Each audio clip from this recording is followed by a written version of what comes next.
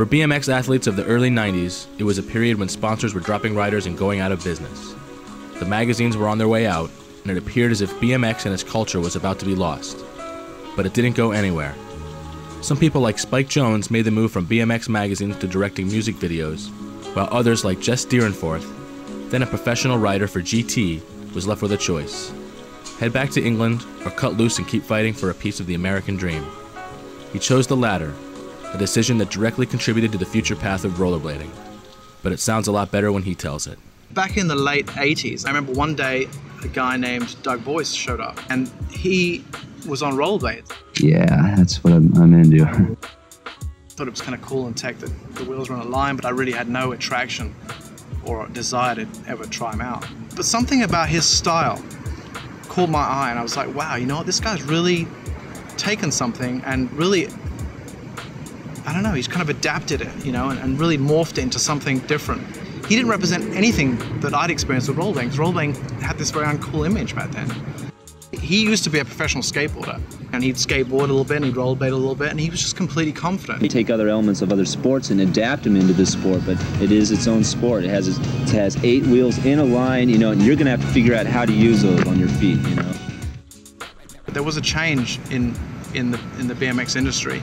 The sport itself was very much alive, but the industry did take a dive, and a lot of companies started disappearing. A lot of the companies sold to larger corporations, and those corporations then looked at a company like GT Bikes and said, well, you guys aren't meeting your numbers, we're going to start cutting back budgets, you know, marketing, team budgets, everything. Professional riders kind of had to sort out different careers. So I went to ASR trade show in San Diego, early '89, and I saw a rollerblade demo, and there was the whole dance team with the spandex, you know, doing the whole hip-hop thing, whatever. And I was kind of watching it, you know, tongue-in-cheek kind of thing. I didn't really know what to think about it. And all of a sudden, I mean, there's this half pipe there, so that's what kind of caught my attention. This guy comes out on rollerblades, Chris Edwards, and he starts doing, I mean, it was probably only like 5 foot, 6 foot airs. But I was just like, wow. And his style, he was compact, you know, he looked really solid, you know, and he was doing 540s, and I was just like kind of blown away by it.